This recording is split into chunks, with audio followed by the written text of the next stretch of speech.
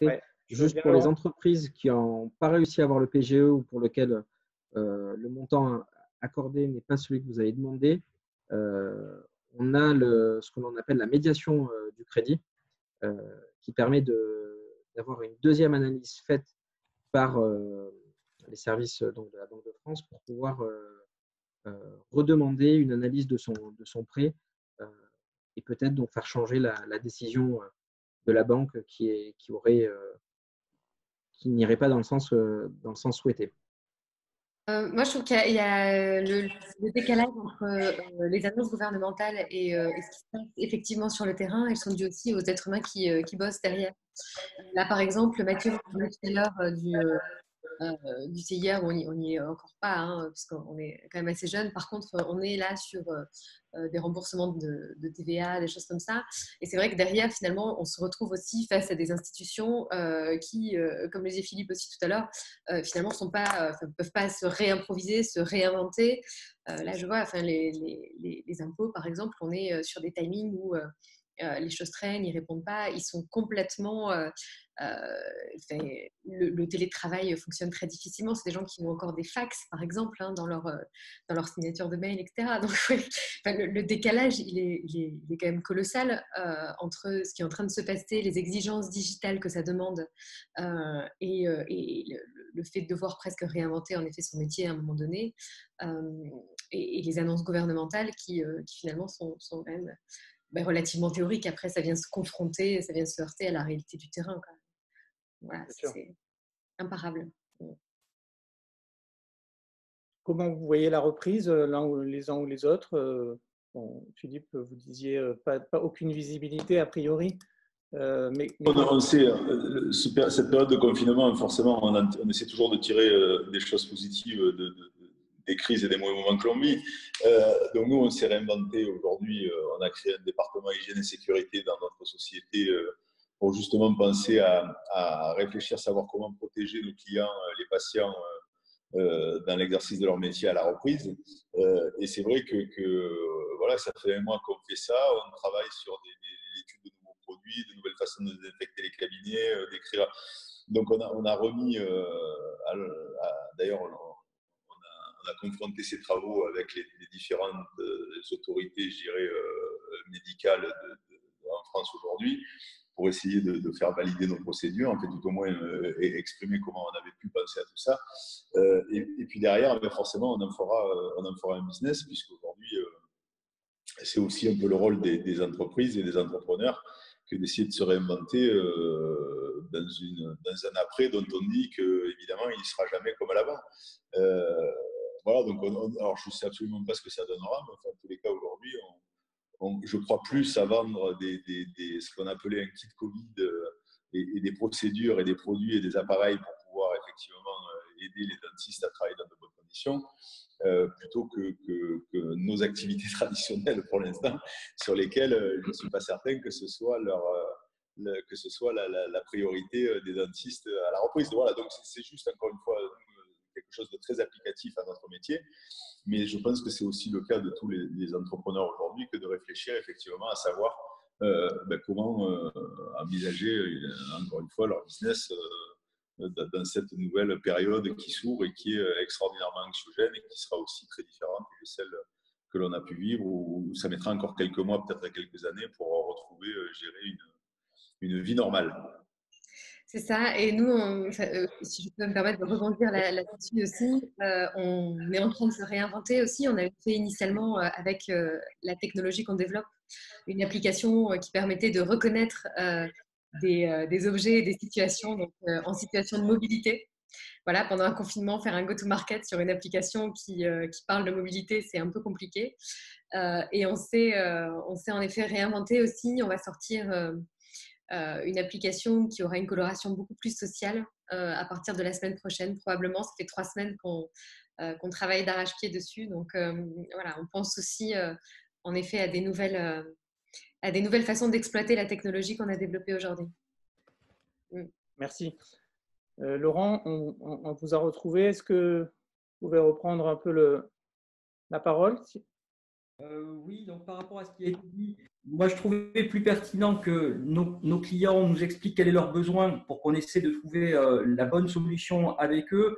Le PGE, mais pas seulement, essayer de trouver d'autres solutions. Comme ça a été souligné, c'est difficile aujourd'hui de savoir comment les entreprises rembourseront. On est tous d'accord là-dessus. Et soyez certains que vraiment on a assoupli nos façons de regarder les demandes de dossiers de crédit.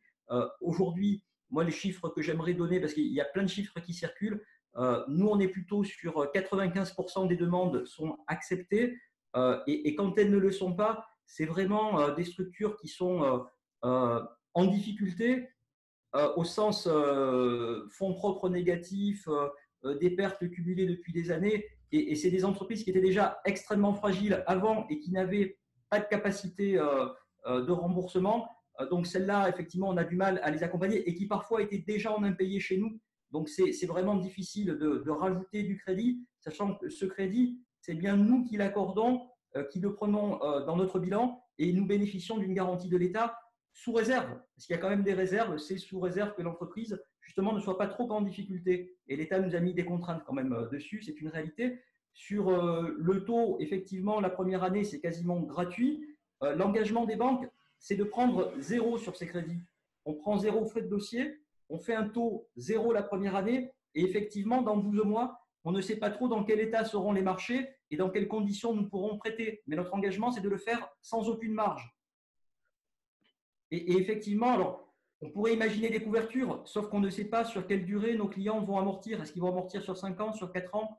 Donc, c'est difficile pour nous aujourd'hui de figer un taux dans 12 mois, sachant qu'on ne sait pas au final combien les gens garderont et sur quelle durée. Donc, c'est un peu notre difficulté. Après, l'engagement, c'est de le faire à prix coûtant, sans aucun frais. Ok. Sur les taux, peut-être un mot, quelle visibilité, comment vous voyez le marché, comment vous voyez les taux évoluer? Parce qu'effectivement, c'est une préoccupation de savoir comment on va renégocier dans un an. Alors, en fait, dans un an, il n'y aura pas vraiment une renégociation. C'est le client, tous les clients auront la possibilité, on ne pourra pas refuser. Hein. Dans un an, les clients nous diront je veux amortir sur 5 ans, on aura l'obligation d'amortir sur 5 ans, on ne pourra pas dire vous, je ne suis pas d'accord. Donc, on aura cette obligation. Les taux dans un an, ça pour le coup, je n'en sais rien. Depuis quelques jours, on observe des tensions et les taux remontent, mais pas parce que les banques margent plus, parce que le marché de l'argent augmente, autant le pétrole baisse, autant les taux d'intérêt montent, donc on le répercute. Après, moi, dans un an, vous dire est-ce qu'il y aura une crise de la dette en Europe, en Grèce, en Italie, je n'en sais rien, mais c'est un peu notre menace, entre guillemets, que les taux soient élevés. Après, aujourd'hui, ça ne paraît pas un risque très fort, mais on ne peut pas l'exclure pour autant.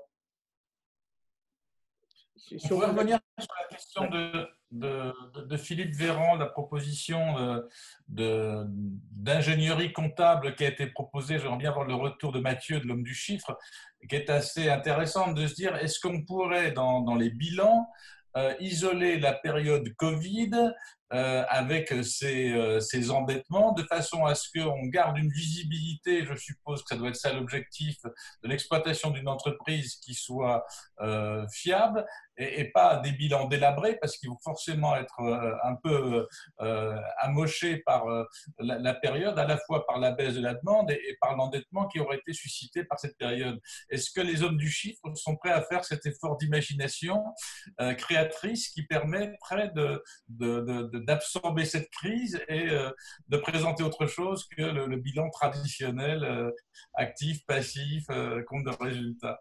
Alors, les hommes du chiffre vous disent oui, hein, on est tous d'accord pour avoir cette comptabilité un peu particulière. Hein. C'est vrai qu'on est dans un cadre français qui est très contraint. Philippe a une exposition internationale et il le voit s'il analyse les comptes de certains de ses filiales. Si on prend les comptes US, vous n'avez pas de plan comptable, par exemple, aux États-Unis. Vous pouvez présenter comme vous le voulez. Donc, typiquement, la filiale américaine, on dit je mets mon exploitation de Covid sur une ligne spécifique, les plus, les moins, je les mets là-dessus et je garde mon exploitation traditionnelle pour pouvoir faire du comparatif. Ce n'est pas un sujet. Ça sera tout à fait admis dans le cadre des normes américaines. Dans le français, ce n'est pas du tout le cas. Pour l'instant, et les commissaires aux comptes et les experts comptables ont reçu des instructions très spécifiques sur les comptes annuels clos au 31 décembre 2019 pour une information sur les potentiels impacts du Covid. Ce qui est certain, c'est que, encore une fois, personne n'est capable de quantifier véritablement ce que ça va donner cette crise-là, parce qu'on est en plein dedans, on ne sait pas quelles vont être les mesures de déconfinement et quels vont être les moyens de rebondir, surtout sur des marchés qui vont être complètement différents. Donc pour l'instant, on n'est que dans de l'informatif. Il ne faut pas oublier aussi que donc, le plan comptable français dépend finalement d'une norme fiscale et que c'est que tant que le fiscal n'évoluera pas, le plan comptable français n'évoluera pas. On peut tout à fait, dans les annexes, envisager d'avoir des comptes pro forma pour pouvoir sortir l'impact du Covid sur du pro forma pour avoir autre chose. L'avantage aussi, c'est qu'à nouveau, si on prend Philippe et les comptes de Philippe, on est dans des comptes consolidés et on a un peu moins de contraintes sur la présentation. Donc, on pourrait envisager aussi dans les comptes consolidés uniquement de pouvoir le faire, mais dans les comptes annuels de Marie, pour l'instant, rien n'est possible. En revanche, le point est un bon point. Donc, Philippe, en tant qu'ancien confrère, je me ferai garant de la porter auprès de l'ordre pour voir ce qu'on peut faire. Mais on reste malheureusement pour l'instant, nous, dépendants de la fiscalité et d'un plan comptable français qui est quasiment un des plus rigides du monde, puisque finalement, la lecture du plan comptable nous permet derrière de faire des déclarations de TVA, des déclarations fiscales et de répondre aux exigences déclaratives de l'État. Bien. Merci Mathieu. On va en rester là parce que le temps a filé. Juste, je vais donner la parole pour un petit mot de conclusion à chacun de nos intervenants. Et puis, voilà, je vous remercie tous pour votre participation. Philippe, un mot peut-être ? Moi, je pense que si l'ordre des experts comptables a besoin d'avoir encore quelques lumières de certaines personnes, je veux bien effectivement continuer d'y participer. Et je crois qu'on est justement dans une période où malheureusement, on ne peut plus dire que rien ne peut changer ou ne doit changer. Il faut justement que ça change. Et il faut vraiment qu'on s'adapte et aussi, malheureusement, nos façons de raisonner, de penser et en particulier aussi donc, de traiter cette partie chiffre qui est fondamentale. Donc, voilà. Mais après, pour le reste, moi, je souhaite beaucoup de courage aujourd'hui à tous les entrepreneurs qui sont à la tête de leur entreprise et quelle que soit la taille. Je sais que cette période-là, elle est juste terrible et j'espère vraiment qu'on sera nombreux à pouvoir sortir de cette crise, je dirais, avec des moyens encore plus forts et pour aller affronter des mois qui vont quand même être très, très, très difficiles dans les mois qui viennent. Merci. Marie ? Ouais, je suis complètement d'accord avec ça. Et au-delà en fait des aides qui sont possibles, qui sont apportées, etc. Ce que je voulais dire aussi, c'est la mobilisation de l'écosystème aujourd'hui, elle est quand même vraiment très forte. Il y a énormément de ressources auxquelles on a accès sur comment s'en sortir, sur comment se réinventer, voilà. Moi, j'ai complètement arrêté de regarder les informations, d'écouter les informations parce que j'écoute beaucoup la radio habituellement. Et là, j'ai complètement arrêté et je me nourris énormément de podcasts. Voilà, il y a 3 podcasts aujourd'hui que j'aime beaucoup, qui est Réel d'Estelle Abou, qui est sur les entrepreneurs, et donc elle oriente évidemment sur la crise aujourd'hui. Silicon Carnet de Carlos Diaz, qui est aux États-Unis et donc qui apporte aussi ce regard assez international. Et Radio Château de Jean Laroche-Brochard, qui est un podcast qu'il a créé justement pour répondre à la crise. Et donc cette mobilisation-là, cette réinvention-là de l'écosystème, cette espèce de bouillonnement d'idées, je trouve qu'elle est aussi bénéfique quelque part pour nous. Merci pour ces adresses. Merci. Laurent Gonzalez, un mot de conclusion. Aussi, voilà, on essaie désolé pour ces incidents techniques. Hein. Je vous en prie, je suis désolé, moi aussi, je suis confus. Nous aussi, voilà, nous nous transformons pour répondre à la crise à la hauteur des attentes, faisant du mieux que nous pouvons. Nos collaborateurs sont tous mobilisés. Pour la filière innovation, on attend beaucoup aussi. BPI a annoncé un prêt de soutien à l'innovation, mais les modalités ne sont pas encore totalement arrêtées. Et j'espère que Marie, ça répondra à vos attentes, vous qui êtes un peu à l'écart des dispositifs. Tout le monde s'y met, la région, enfin voilà, tout le monde apporte sa contribution. Donc, je pense que le plus grand nombre parviendra à passer cette épreuve difficile. Mais c'est aussi en jouant collectif et globalement, ça fonctionne plutôt bien. Merci beaucoup. Mathieu, le mot de la fin. Écoutez, c'est vrai que Marie a parlé de l'écosystème, Philippe de la capacité à rebondir. Je conclurai sur pas oublier de remercier ses équipes et de penser à ses équipes parce que la résilience, moi je trouve que l'on a dans nos équipes est quand même est fort et fabuleuse. Euh, on pense aux entrepreneurs, on pense à soi, on pense à la formation et on pense aussi à ses équipes, on pense à ses clients, ses fournisseurs, mais on pense à ses équipes parce que dans une situation comme celle-ci, c'est pas toujours simple. L'isolement, on peut trouver de l'isolement ou en tout cas des situations qui peuvent être compliquées pour certains à gérer.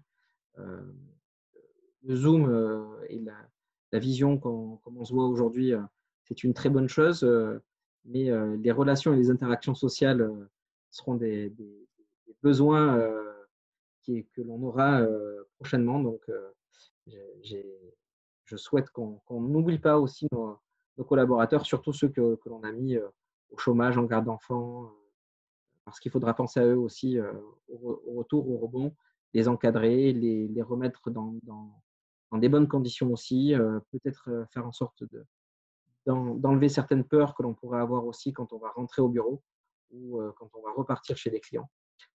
Donc voilà, pensons aussi aux équipes qui travaillent avec nous. Très bien, merci beaucoup Mathieu, merci à tous et puis on vous retrouve tous sur gomet.net. Nous, on est le média qui veut créer des liens, donc c'est une période sensible et on essaie de donner la meilleure information possible. Je crois qu'il y a des gens qui vous demandent les adresses, Marie. Des podcasts, ouais.